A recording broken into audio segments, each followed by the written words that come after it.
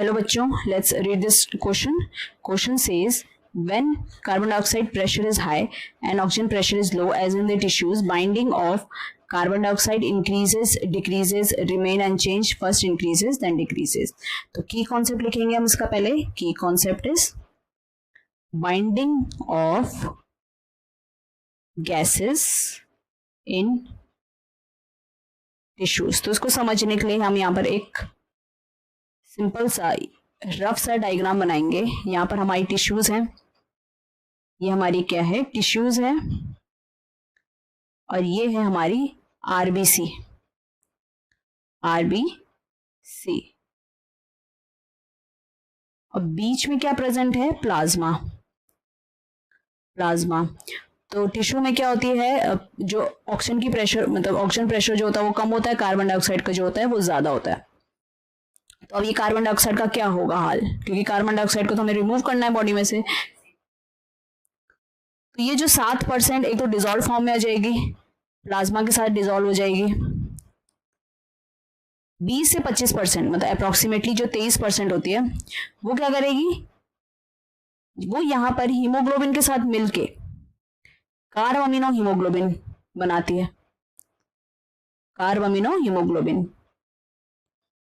दूसरा क्या हुआ यहाँ पर केस कि जो ऑक्सी हीमोग्लोबिन बना हुआ था, ठीक है, ऑक्सी हीमोग्लोबिन जो बना हुआ था एल्वेलाई में, वो यहाँ पर ब्रेक हो गया और क्या बना दिया उसने, हीमोग्लोबिन और ऑक्सीजन जो थी अलग कर दी, और ये हीमोग्लोबिन आके यूज हो रहा है यहाँ पर कार्बन डाइऑक्साइड से मिलकर कार्बामिनो हीमोग्लोबिन बना रहा है. तो यहाँ पर क्या होता है, ऑक्सीजन का प्रेशर जो होता है कम होता है, मतलब कंसेंट्रेशन जो होती है वो कम होती है. तो इसकी वजह से यहाँ पर जो बाइंडिंग थी इन दोनों की, हीमोग्लोबिन ऑक्सीजन की, वो टूट गई और वो दोनों सेपरेट हो गए. तो ये जो हीमोग्लोबिन है उसकी जो बाइंडिंग होती है वो दोनों के साथ बाइंड कर रहा है, कार्बन डाइऑक्साइड के साथ भी और ऑक्सीजन के साथ भी, मगर उसकी बाइंडिंग किस पे डिपेंड कर रही है, कॉन्सेंट्रेशन में. जिसकी कॉन्सेंट्रेशन ज्यादा होगी उसके साथ जाके बाइंड कर जाएगा. तो यहाँ पर टिश्यू में जो थी कार्बन डाइऑक्साइड की कंसेंट्रेशन ज्यादा है, उसका जाके बाइंड कर गया, और यहाँ पर ऑक्सीजन की कंसेंट्रेशन कम है इसलिए उसके साथ डिसोशिएट कर गया.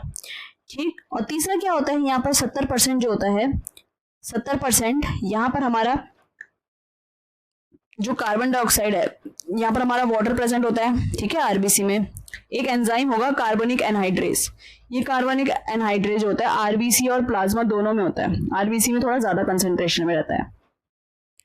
उसकी हेल्प से यहाँ पर कार्बोनिक एसिड बन गया H2CO3, और फर्दर क्या बना दिया उसने बना दिया प्रोटॉन अलग कर दिया और बाइकार्बोनेट अलग कर दिया.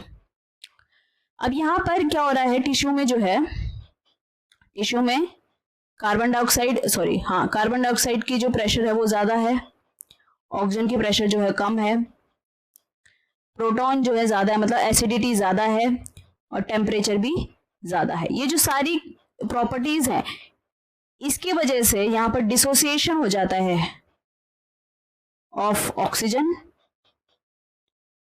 जैसा हमने यहाँ पर देखा, और बाइंडिंग होती है, binding of carbon dioxide increases. ठीक. तो अब आते हैं हम क्वेश्चन में. क्वेश्चन हमसे ये पूछा है कि जो कार्बन डाइऑक्साइड जब हाई होता है और ऑक्सीजन जो होती है लो होती है, जैसे कि टिश्यूज में, तो उस टाइम पे कार्बन डाइऑक्साइड की बाइंडिंग क्या होती है, इंक्रीज होगी, डिक्रीज होगी, अनचेंज्ड रहती है. This is unchanged. Okay, spelling गलत है. First increases then decreases. इसका करेक्ट आंसर क्या हो गया, option A, increases. So I hope you understood it well. All the best.